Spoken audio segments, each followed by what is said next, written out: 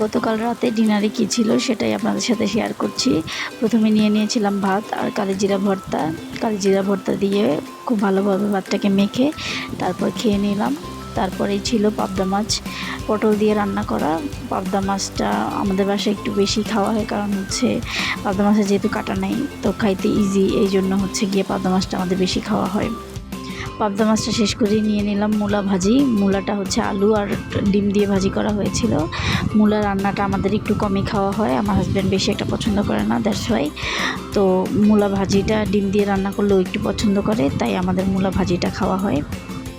একদম লাস্টে ছিল হচ্ছে শসা দিয়ে কই মাছ দিয়ে রান্না করা, যেটা মোটামুটি ভালোই হয়েছে। তো আলহামদুলিল্লাহ এই ছিল গতকাল রাতের ডিনার।